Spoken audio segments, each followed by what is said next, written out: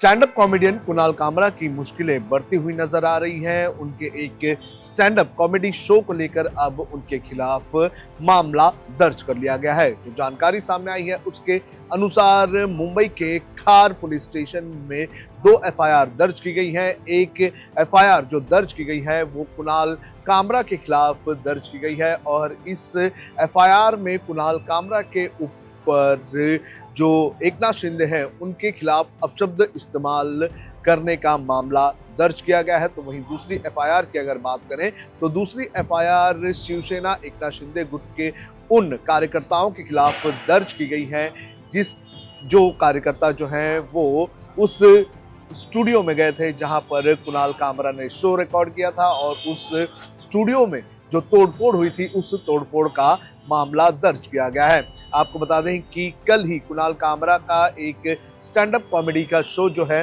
वो उन्होंने यूट्यूब पर डाला था और जैसे ही उन्होंने यूट्यूब पर वो शो डाला उसके बाद एकनाथ शिंदे गुट के नेताओं के भावनाएं आहत हुई और उन्होंने मुंबई के खार इलाके में स्थित दी अन कॉन्टिनेंटल जो होटल है उसके तीसरे फ्लोर पर जो स्टूडियो है दी हैबिटाट उसमें जाकर तोड़फोड़ के वीडियो सामने आए और इस वीडियो के सामने आने के बाद लगातार इस पूरे मामले को लेकर राजनीति शुरू हो चुकी है। आपको बता दें कि जो एफआईआर दर्ज की गई है, पहली एफआईआर में कुणाल कामरा को जो है मामला दर्ज किया गया है, कुणाल कामरा को इसके अंदर आरोपी बनाया गया है। तो वहीं दूसरी एफआईआर की अगर बात करें तो दूसरी एफआईआर में शिवसेना के जो कार्यकर्ता हैं उनका नाम दर्ज किया गया है और इस एफआईआर की अगर बात करें तो इस एफआईआर में शिवसेना के कुछ बड़े नेताओं के नाम शामिल हैं। इस जो एफआईआर दर्ज की गई है उस एफआईआर के मुताबिक शिवसेना नेता राहुल कनाल का नाम सबसे ऊपर है। तो राहुल कनाल को इस पूरे मामले में भारतीय न्याय संहिता के तहत जो है उनके खिलाफ मामला दर्ज किया है। इसके अलावा कुणाल सरमकड़, इसके बाद अक्षय पनवेलकर, गोविंद उर्फ पड़ी, राहुल तुबाड़कर, विलास चावरी, अमित शेख, समीर महापदी, हिमांशु, शशांक कोदे, संदीप माला, गणेश राणे, श्रीमती पाटिल, महिला पाटिल, श्रीमती शोभा पालवे, कृष्णा ठाकुर, पवनजोत सेठी, कल्पेश पूर्ण, कुरैशी, हुफैज, चांद शेख और अन्य 15 से 20 लोगों के खिलाफ ये मामला दर्ज किया गया है। आपको बता दें कि जो कुणाल कामरा का जो स्टैंड अप कॉमेडी जो शो आया था, जो इसके अंदर वो एकनाथ शिंदे के ऊपर जो है सटायर करते हुए नजर आ रहे थे। एक गाने के तहत उन्होंने एकनाथ शिंदे को जो है के बारे में बात की। उन्होंने एकनाथ शिंदे के बारे में जो गाना गाया उसके अंदर उन्होंने गद्दार बताया था और इसी के चलते जो शिंदे गुट के नेता हैं वो नाराज हो गए और ये जो शिंदे गुट के नेता हैं वो जो है उस स्टूडियो पहुंचे जहां पर ये शो रिकॉर्ड हुआ था और जहां पर ये शो रिकॉर्ड हुआ था उस स्टूडियो की जमकर इन्होंने तोड़फोड़ की। हालांकि कुणाल कामरा की अगर बात करें तो इसके पहले भी कुणाल कामरा के खिलाफ मामले दर्ज हुए हैं, लेकिन अब ये नया मामला एकनाथ शिंदे को लेकर आया हुआ है। देखना जरूरी है कि इस पूरे मामले में आगे क्या होता है। वहीं अगर बात करें एकनाथ शिंदे गुट के नेताओं की जिनके खिलाफ मामला दर्ज हुआ है, वो जो है आज खार पुलिस स्टेशन वहां पर पहुंचे और उस वक्त जो शिवसेना के नेता और मंत्री जो प्रताप सरनाइक है वो भी यहाँ पर मौजूद थे और उन्होंने क्या कहा आप खुद ही सुनिए।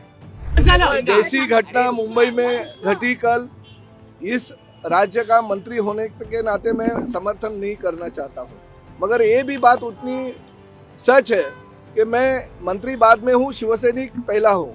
और हमारे जो शिवसैनिकों ने किया वो इसलिए किया क्योंकि हमारे पार्टी के प्रमुख और राज्य के लोकप्रिय मुख्यमंत्री रह चुके और अभी के उप मुख्यमंत्री आदरणीय एकनाथ जी शिंदे साहब के बारे में अगर गलत सलत कुछ भी कोई गाने के जरिए या अपने जो जबान उनको दी है उसके जरिए अगर गलत सलत कुछ बोलते रहेंगे तो हमारे शिवसैनिक कभी भी माफ करेंगे नहीं किसी को भी।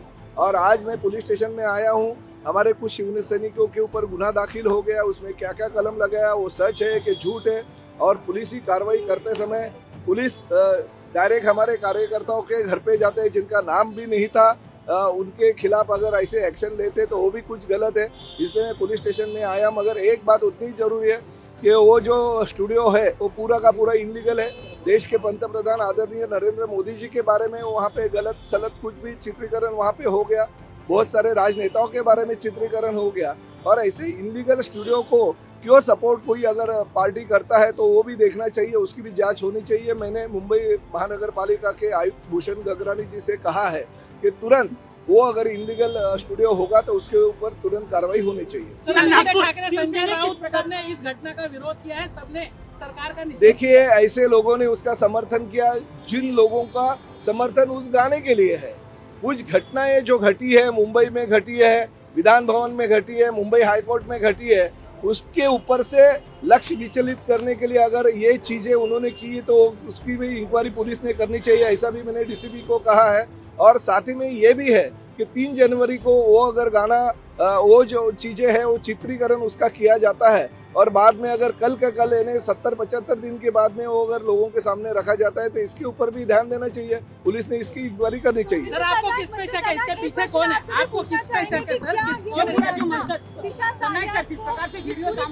देखिए, मैं किसके बारे में कुछ भी बताना नहीं चाहता हूँ, मगर ये हकीकत है कुछ चीजें जो होती है उसके ऊपर लक्ष्य विचलित करने के लिए ऐसी चीजें होने की शक्यता शासन का है।